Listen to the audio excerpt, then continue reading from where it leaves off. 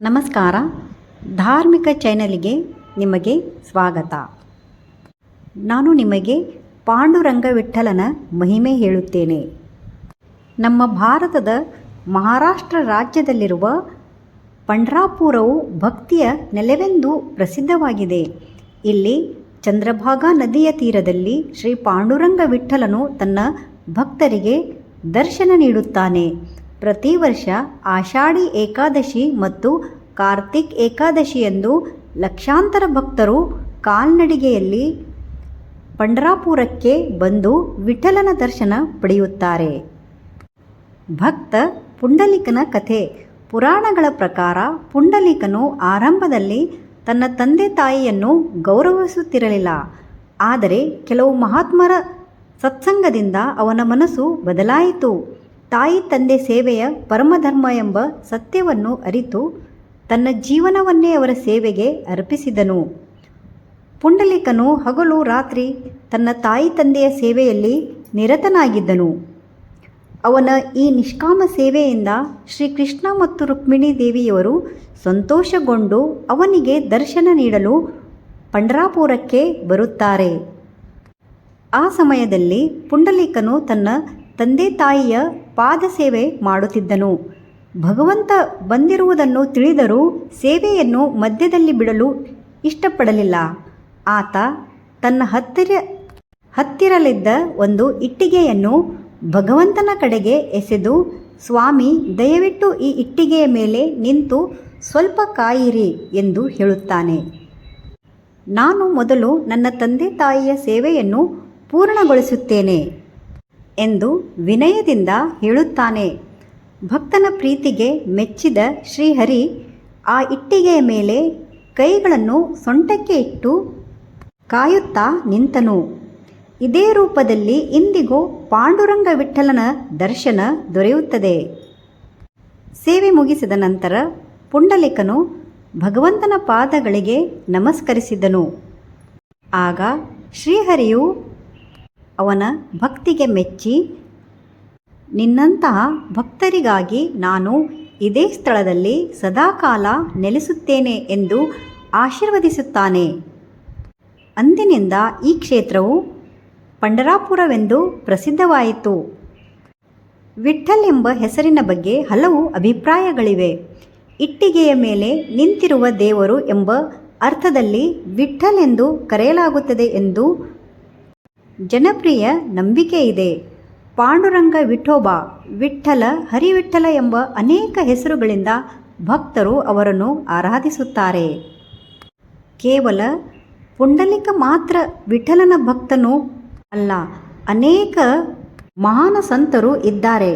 ಅವರಲ್ಲಿ ಸಂತ್ ಜ್ಞಾನೇಶ್ವರ್ ಹಾಗೂ ಸಂತ್ ನಾಮದೇವ್, ಸಂತ್ ತುಕಾರಾಮ್, ಸಂತ್ ಏಕನಾಥ್, ಸಂತ್ ಜನಾಬಾಯಿ ಇವರು ತಮ್ಮ ಅಭಂಗಗಳ ಮೂಲಕ ವಿಠ್ಠಲನ ಭಕ್ತಿಯನ್ನು ಮನೆ ಮನೆಗೂ ತಲುಪಿಸುತ್ತಿದ್ದರು. ಆಷಾಢಿ ಏಕಾದಶಿಯ ಮಹತ್ವ. ಆಷಾಢ ಶುಕ್ಲ ಪಕ್ಷ ಏಕಾದಶಿಯೆಂದು ಲಕ್ಷಾಂತರ ವಾರಕರು ಮಹಾರಾಷ್ಟ್ರದಲ್ಲಿ ವಾರ್ಕರಿ ಎಂದು ಹೇಳುತ್ತಾರೆ. ವಾರ್ಕರಿಯರು ಕಾಲ್ನಡಿಗೆಯಲ್ಲಿ ಪಂಢರಾಪುರಕ್ಕೆ ಹೋಗುತ್ತಾರೆ. ಹೋಗುವಾಗ ವಿಠ್ಠಲ ವಿಠ್ಠಲ, ಜಯ ಹರಿ ವಿಠ್ಠಲ ಎಂದು ನಾಮಸ್ಮರಣೆ ಮಾಡುತ್ತಾರೆ. ಈ ಯಾತ್ರೆಯನ್ನು ವಾರಿ ಎಂದು ಕರೆಯಲಾಗುತ್ತದೆ. ಈ ದಿನ ವಿಠ್ಠಲನ ದರ್ಶನ ಪಡೆದರೆ ಅನೇಕ ಜನ್ಮಗಳ ಪಾಪಗಳು ನಿವಾರಣೆಯಾಗುತ್ತವೆ ಎಂಬ ಭಕ್ತರ ನಂಬಿಕೆ ಇದೆ. ಪಾಂಡುರಂಗನ ಪರಮ ಭಕ್ತರಾದ ಮಹಾನ್ ಸಂತರ ಬಗ್ಗೆ ತಿಳಿದುಕೊಳ್ಳೋಣ. ಸಂತ ಜ್ಞಾನೇಶ್ವರ. ಸಂತ ಜ್ಞಾನೇಶ್ವರರು 13ನೇ ಶತಮಾನದ ಮಹಾನ್ ಸಂತರು. ಇವರು ಭಗವದ್ಗೀತೆಯನ್ನು ಸಾಮಾನ್ಯ ಜನರಿಗೆ ಅರ್ಥವಾಗುವ ಮರಾಠಿ ಭಾಷೆಯಲ್ಲಿ ಜ್ಞಾನೇಶ್ವರಿ ಎಂಬ ಗ್ರಂಥವಾಗಿ ರಚಿಸಿದ್ದರು. ಸಂತ್ ನಾಮದೇವ್. ಸಂತ್ ನಾಮದೇವ್ ಅವರು ವಿಠ್ಠಲನನ್ನು ತಮ್ಮ ಆತ್ಮೀಯ ಸ್ನೇಹಿತನಂತೆ ಆರಾಧಿಸುತ್ತಿದ್ದರು. ಅವರು ರಚಿಸಿದ ಹಾಡುಗಳು ಮಹಾರಾಷ್ಟ್ರದಲ್ಲಿ ಭಕ್ತಿಯಿಂದ ಹಾಡಲ್ಪಡುತ್ತವೆ. ಸಂತ ತುಕಾರಾಮ್. ಸಂತ ತುಕಾರಾಮರು ವಿಠ್ಠಲನ ಅನನ್ಯ ಭಕ್ತರಾಗಿದ್ದರು. ಅವರು ಸಾವಿರಾರು ಅಭಂಗಗಳನ್ನು ರಚಿಸಿ ಸಮಾಜದಲ್ಲಿ ಭಕ್ತಿ, ಪ್ರೀತಿ ಮತ್ತು ಸಮಾನತೆಯ ಸಂದೇಶವನ್ನು ಸಾರಿದರು. ಸಂತ ಏಕನಾಥರು ಜ್ಞಾನ ಮತ್ತು ಭಕ್ತಿಯ ಸಂಗಮವಾಗಿದ್ದರು. ಅವರು ಸಮಾಜದಲ್ಲಿ ಸಮಾನತೆ, ದಯೆ ಮತ್ತು ಮಾನವತೆಯನ್ನು ಬೋಧಿಸಿದರು.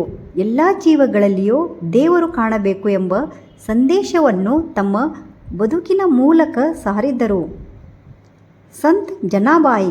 ಸಂತ್ ಜನಾಬಾಯಿಯವರು ವಿಠ್ಠಲನ ಅನನ್ಯ ಭಕ್ತಿಯಾಗಿದ್ದರು. ಅವರು ಮನೆಯ ಕೆಲಸಗಳನ್ನು ಮಾಡುತ್ತಲೇ ವಿಠ್ಠಲನ ನಾಮಸ್ಮರಣೆ ಮಾಡುತ್ತಿದ್ದರು. ಭಕ್ತಿ ಇದ್ದರೆ ಯಾವುದೇ ಕೆಲಸವೂ ಪೂಜೆಯಾಗುತ್ತದೆ ಎಂಬುದನ್ನು ತಮ್ಮ ಜೀವನದಿಂದ ತೋರಿಸಿದ್ದರು. ಜನಪ್ರಿಯ ಭಕ್ತಿ ಪರಂಪರೆಯಲ್ಲಿ ವಿಠ್ಠಲನೇ ಅವರ ಮನೆಗೆ ಬಂದು ಸಹಾಯ ಮಾಡುತ್ತಿದ್ದನೆಂಬ ಹಲವು ಭಕ್ತಿಗಾಥೆಗಳು ಪ್ರಸಿದ್ಧವಾಗಿವೆ. ಈ ಮಹಾನ್ ಸಂತರ ಜೀವನ ನಮಗೆ ಒಂದು ದೊಡ್ಡ ಪಾಠವನ್ನು ಕಲಿಸುತ್ತದೆ. ಭಗವಂತನನ್ನು ತಲುಪಲು ಆಡಂಬರ ಅಗತ್ಯವಿಲ್ಲ. ಶುದ್ಧ ಮನಸ್ಸು, ನಿಷ್ಕಾಮ ಭಕ್ತಿ, ಸೇವಾಭಾವ ಮತ್ತು ನಾಮಸ್ಮರಣೆ ಇದ್ದರೆ ಸಾಕು. ಪಾಂಡುರಂಗ ವಿಠ್ಠಲನು ಅಂತಹ ಭಕ್ತರ ಮೇಲೆ ಸದಾ ಕೃಪೆ ತೋರಿಸುತ್ತಾನೆ. ಪಾಂಡುರಂಗ ವಿಠ್ಠಲ, ಹರಿ ವಿಠ್ಠಲ, ಜಯ ಜಯ ರಾಮಕೃಷ್ಣ ಹರಿ. ಧನ್ಯವಾದ. ನಿಮಗೆ ನಮ್ಮ ವಿಡಿಯೋ ಇಷ್ಟವಾದಲ್ಲಿ ಲೈಕ್, ಶೇರ್, ಸಬ್ಸ್ಕ್ರೈಬ್ ಮಾಡಿ.